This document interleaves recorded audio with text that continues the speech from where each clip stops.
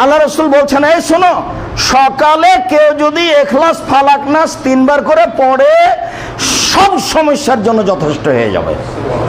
বিকালে যদি ইখলাস ফালাক নাস 3 বার করে পড়ে সব সমস্যার জন্য যথেষ্ট হয়ে যাবে এই 3 বার পড়া।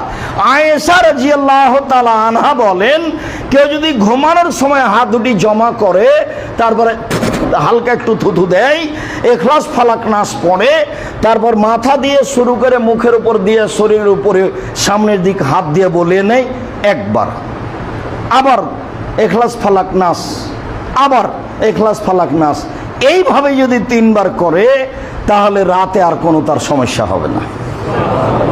এইভাবে হলেও পড়ি, আর না হলে এবার 3টে সূরা ছেড়ে দিয়ে একবারে নিকটে চলে আসলাম, নিচে নামতে নামতে নামতে একবারে নিচে নেমে গিয়ে বলি, রাসূল সাল্লাল্লাহু আলাইহি ওয়াসাল্লাম বলেন, শোনো, কেউ কি রাতে কোরআনের 3 ভাগের 1 ভাগ পড়তে অক্ষম?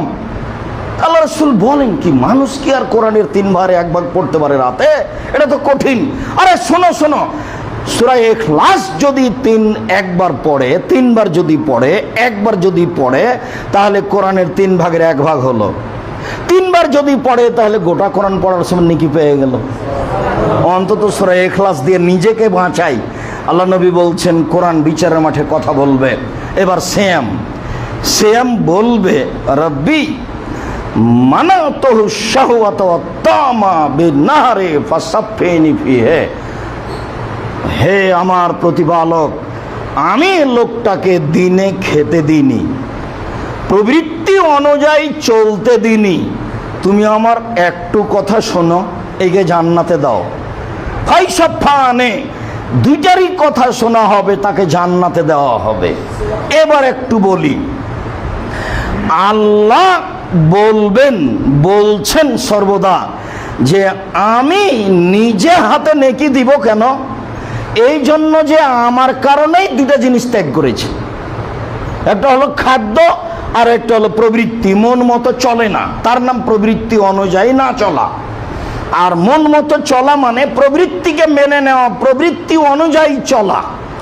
আমার কারণেই তো 2টা জিনিস ত্যাগ করেছে, এটা আল্লাহ বলছেন। আবার সেম রোজা বিচারের মাঠে বলবে যে আমার কারণেই তো 2টা জিনিস ছেড়ে দিয়েছে, আমি তাকে 2টা জিনিস করতে দিইনি। ওই 2টাই, একটা হলো খাদ্য আর একটা হলো প্রবৃত্তি। তাহলে খাদ্য তো সবাই ছাড়তে পারে, বৃদ্ধ মানুষ একটু ধৈর্য ধরলো, একটু ধৈর্য ধরলো, এই যে সূর্য ডুবে গেল, একটা ছোট